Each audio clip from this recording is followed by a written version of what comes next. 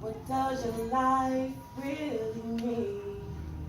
What are you here for? Some people live without a meaning. We gotta pour in life a little more. You gotta ask yourself, are you really living or just existing? And if you're living, then how would you define your life if I asked you, what is your purpose? What's your meaning? Are you giving back to life the gifts that God has so graciously granted you with? Are you pouring into life your cup full of wisdom? Because that gives life a little more strength. A little more strength to endure whatever a person's life may need it for. So if your cup runneth over, pour some of that tea out, and I'm sure the Lord will bless you with even more. So you got to ask yourself, are you pouring into life or just sipping it all up? Because, I mean, why not make the world a better place by sharing the love and filling up somebody else's cup?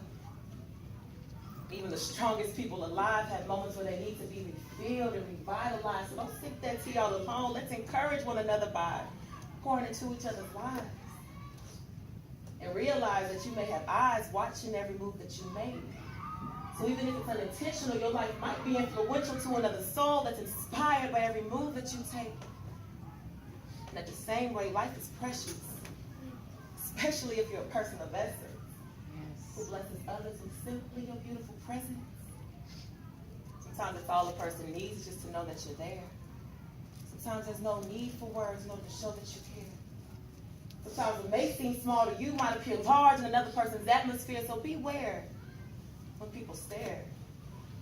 It just might be because their darkness is intrigued by your radiant light. Be mindful that you may have the power to turn their light switch on or off that controls that person's tunnel vision sight. And yeah, of course, God is the only one that can save us and get that soul man right, but he could also be working through one of you. That's why I'm asking, are you pouring into life? And real talk, it really doesn't take that much at all. A simple smile, an encouraging word, a thoughtful text message or a phone call, some words of advice, a helping hand, leading by example, bringing clarity to something a person might not understand, rather than giving them the cold shoulder because you may be a little older, or being selfish with your precious time because this world got you thinking that you're top of the line. But looking down instead of lifting up because instead of church, they'd rather hit the club. See, just because their demeanor might not be your cup of tea, be careful on how quick you judge, because remember, we all got our own testimonies. Shoot, I ain't always been this woman in church on Sundays giving God all the glory, and I'm just saying, humble yourself and pour into life with your I've been through something too life story. And it really doesn't matter if your tea is hot, lukewarm, or cold, because you can still quench somebody's thirst with lessons learned, so don't withhold. Truth be told, knowledge never gets old, so pour into life and let your wisdom unfold. Go be bold and bless a soul with positivity, and who knows, more than likely you'll get that blessing back tenfold. I mean, think about it.